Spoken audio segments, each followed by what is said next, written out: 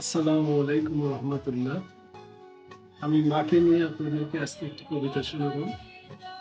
তার আগে আপনাদের কাছে একটা অনুরোধ। আমার মা গত শুক্রবারে বাড়িতে পড়ে গিয়ে তার কোমরের হাড্ডি অর্থাৎ পায়ের সাথে কোমরের যে জয়েন্টের হাড় এটা ভেঙে গেছে। ডাক্তার বলেছেন এই 100 বছর বয়সে তাকে অপারেশন করানো যাবে না, তাই 6 সপ্তাহ বেড রেস্ট দিয়েছেন। এই 6 সপ্তাহ উনি উঠে বসতেও পারবেন না। আমার মা খুব কষ্ট করছেন, তাই আপনাদের সবার কাছে আমার অনুরোধ, আমার মায়ের জন্য দোয়া করবেন যেন আল্লাহ তাড়াতাড়ি সুস্থ করে দেন। তো চলুন আমি কবিতাটা পড়ে শোনাচ্ছি। কবিতা বলার আগে আমি কবিতার প্রেক্ষাপটটা একটু বলে নিই। যে কোনো কবিতার প্রেক্ষাপটটা শুনলে এটা বুঝতে সহজ হয়। যাই হোক, আমার আজকের কবিতার নাম স্নিগ্ধ মাতা। একজন মা সন্তানের জন্য কত কষ্ট করেন এটা আসলে কৌশলে বা শৈশবে বোঝা যায় না। যখন মানুষ বড় হয়, সে নিজেও একজন পিতা হয় বা মাতা হয়, তখন সে তার মায়ের কষ্টটা বুঝতে পারে। আমি কবিতাটা লিখেছি 2006 সালের দিকে।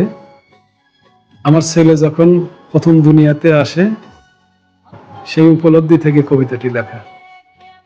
তো যাই হোক, আমি কবিতাটা পড়ে শোনাচ্ছি। কবিতাটা শুনলে আপনি আশা করি বুঝতে পারবেন। কত কষ্ট করেছো তুমি আমার ছেলেবেলায়, দুঃখের সময় সুখ দিয়েছো ভিন্ন রকম খেলায়। কত কষ্ট পেয়েছো তুমি যা ফেলেছি হেলায়, এখন আমি বুঝে গেছি আমার ছেলের বেলায়। শত যন্ত্রণার মাঝে মা তুমি করো না কখনো রাগ, তোমার সাথে সম্পর্ক মোর কখনো হবে না ভাগ। মা তুমি দোয়া করো আমি যেন বড় হই, শত বিপদের মাঝেও যেন সৎভাবে বেঁচে রই। পাহাড় সমান আকাশ সমান হই যদি আমি বড়, অহংকার যেন না আসে মা, শুধু সেই দোয়া করো।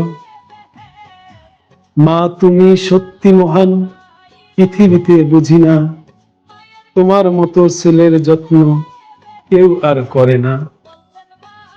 মা তোমার ভালোবাসায় থাকে না যে কোনো ছলনা, প্রার্থনা তাই সবার কাছে মাকে কেউ ভুলো না।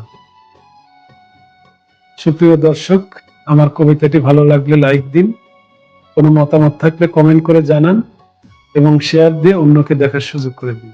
ধন্যবাদ।